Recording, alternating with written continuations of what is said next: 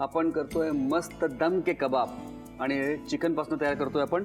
आता पुढे आपल्याला काय करायचं आहे, मी इथे कोळसा ठेवलेला आहे, म्हणजे मागे गरम करून घेतलेला आहे. तो जळता कोळसा इथे ठेवलेला आहे. आपल्याला तो लागणार आहे आता 5-10 मिनिटांमध्ये.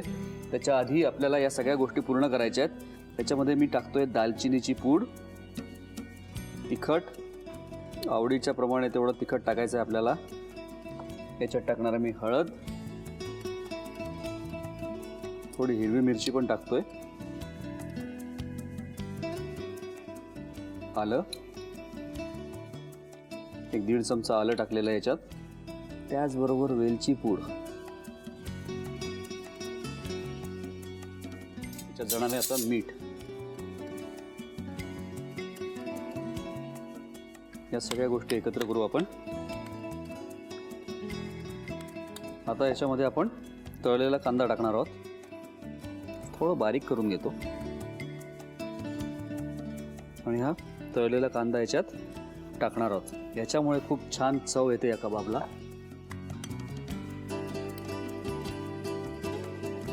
आता मी एक काम करणार आहे, हे सगळं जे मिश्रण आहे ना, चिकनचं मिश्रण, हे एका भांड्यात घेतो, एका कढईत घेऊया.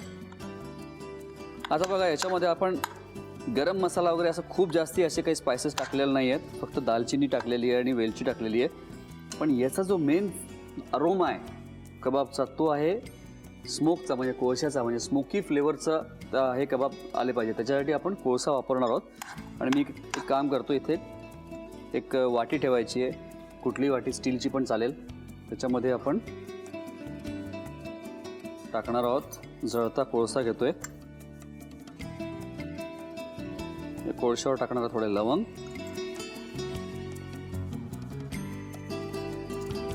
वेलची आणि मस्त तूप, 1 चमचा तूप. आता मी याला झाकून ठेवणार आहे. एक 5-7 मिनटं याला स्मोक द्यायचा आहे.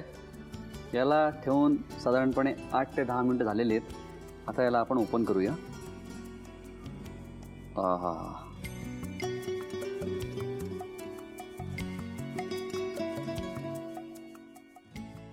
याच्यात टाकतोय आता कोथिंबीर, पुदिना. आता याला मिक्स करतोय. इथे मी आता गॅस लावलेला आहे, पॅन आपण गरम करतोय आणि याच्यावर टाकणार आहे मी थोडं घी.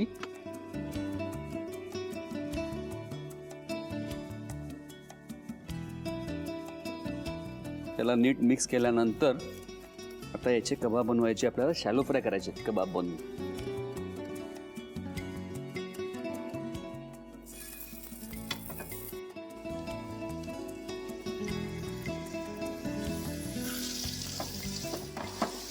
याला आता आपल्याला शॅलो फ्राय करून घ्यायचं आहे.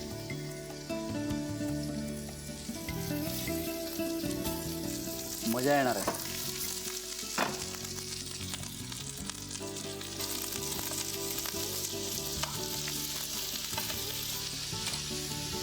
बस, रंग पण याला छान यायला लागलेला आहे. आणि आता स्लो फ्लेमवर याला शिजवून घ्यायचं आहे. कच्चं राहायला नको तेवढं फक्त बघायचं आहे. त्याला गोल्डन रंग आल्यानंतर, छान आतलं शिजल्यानंतर याला काढून घ्यायचं आहे प्लेटमध्ये आणि सर्व करायचं आहे. पाण्यामध्ये हा गूळ टाकून गरम करून ठेवूया. हे बघा, गोड धुराचा आपल्याला प्रत्येकाला वेगवेगळा अंदाज असतो, त्या हिशोबाने घ्यायचा आहे. आता साधारणपणे इथे 1 वाटी डाळ आहे, तर इथे मी 1.25 वाटी गूळ घेतलेला आहे, कारण की मी मक्याचे दाणे पण इथे वापरतोय.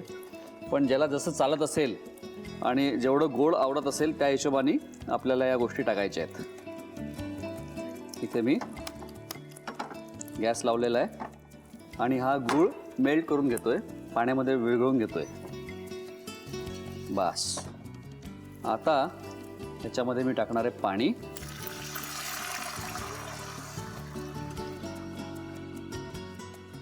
बस, आणि याला आता डाळीला शिजवून घ्यायचं आहे. आपण करतोय एक खास गोडाचा पदार्थ करतोय. आपण करतोय चना डाळ आणि कॉर्न पायसम. ते करण्यासाठी आपण इथे एका भांड्यामध्ये एका कढईमध्ये थोडा तूप गरम करून त्याच्यात आपण चना डाळ टाकली. त्याला परतून घेतल्यानंतर त्यात पाणी टाकून ती शिजवून घेतलेली आहे. त्याचबरोबर इथे गुळामध्ये पाणी टाकून त्याला उकळून घेतलेलं आहे. आता गॅस बंद केलेला आहे मी. आणि ही जी चना डाळ आहे ही आपण शिजवलेली आहे, पूर्णपणे शिजवलेली आहे. आता डाळीला थोडंसं मॅश करायचं आहे आपल्याला. आणि याच्यामध्ये दोन्ही गोष्टी असल्या पाहिजे. काही जी डाळ आहे ती पेस्ट झाली पाहिजे आणि काही अख्खी पण राहिली पाहिजे. तर खाताना जेव्हा डाळी तोंडात येतील तेव्हा छान लागतात त्या.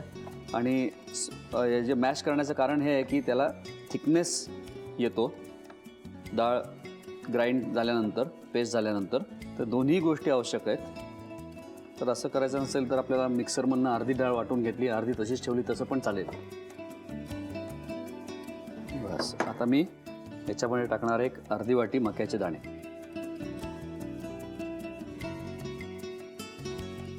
बस आता याला थोडीशी उकळी येऊ द्यायची. एक 5-7 मिनटं उकळायचं आहे.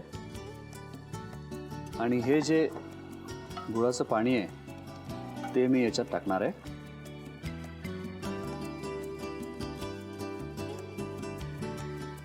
त्याचा रंग आता जरा गडद झालेला आहे. आणि याच्यामध्ये मी पूर्णपणे गूळ वापरतोय. थोडासा 1 चमचा तूप यात टाकतोय.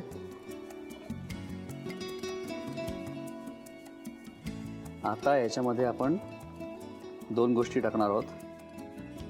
ती म्हणजे सुंठपूड. सुंठामुळे त्याला एक वेगळीच चव छान मिळते. 2-3 चिमूट. आणि त्याचबरोबर वेलची. खूप महत्त्वाचे घटक आहेत दोन्ही पण. या दोन्ही गोष्टी मी याच्यात टाकून घेतलेल्या आहेत. आता इथे गॅस कमी केलेला आहे मी.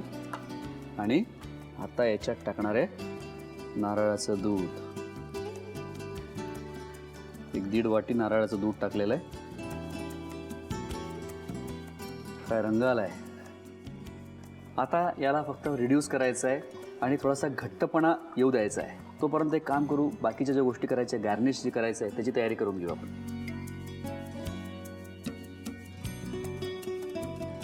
आता याच्यात आपण टाकू हे जे खोबऱ्याचे काप आहे ते टाकायचे.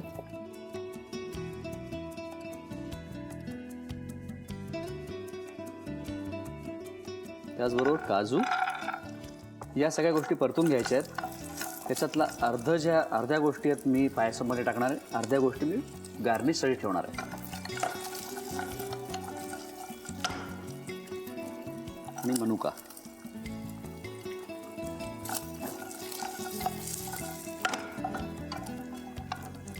वा, रंग पण छान यायला लागलेला आता.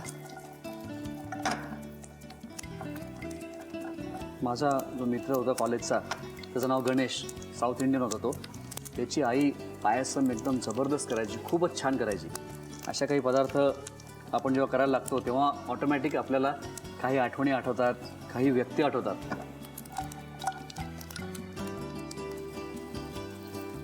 बस काही गार्निशला ठेवलेलं आहे मी या सगळ्या गोष्टी. आता याला फक्त उकळायचं आहे. बस पायसम तयार आहे. फक्त त्याला एक 5 मिनटं त्याला मी रिड्यूस करून घेतो. म्हणजे थोडंसं थिकनेस आल्यानंतर एका बाउलमध्ये काढून त्याला वरती गार्निश करून घेतो. तोपर्यंत तुम्ही साहित्य आणि कृती लिहून घ्या. चणा डाळ कॉर्न पायसम करण्यासाठी लागणारे साहित्य: उकडलेले मक्याचे दाणे, नारळाचं दूध, चण्याची डाळ, तूप, गूळ, वेलची पूड, ओल्या खोबऱ्याचे तुकडे, काजू, सुंठपूड आणि मनुका. कृती: प्रथम कढईत 1 चमचा तूप गरम करून त्यामध्ये चण्याची डाळ परतून घ्यावी. फ्राईंग पॅन मध्ये गूळ घालून त्यामध्ये पाणी घालून गूळ वितळवून घ्यावा. कढईतील चण्याच्या डाळीत थोडं पाणी घालून डाळ शिजवून घ्यावी. शिजवून घेतलेली डाळ घोटून घ्यावी. त्यानंतर अर्धी वाटी उकडलेले मक्याचे दाणे आणि गुळाचं पाणी घालून मिश्रण एकजीव करून एक उकळी काढावी. त्यानंतर 1 चमचा तूप, अर्धा चमचा सुंठेची पूड, वेलची पूड आणि 1.5 वाटी नारळाचं दूध घालून मिश्रण घट्टसर तयार करून घ्यावं. फ्राईंग पॅन मध्ये तूप गरम करून त्यामध्ये ओल्या नारळाचे तुकडे, काजू आणि मनुका परतून ते चणा डाळीच्या मिश्रणात घालून पुन्हा एक उकळी काढून डिश सर्व्ह करावी.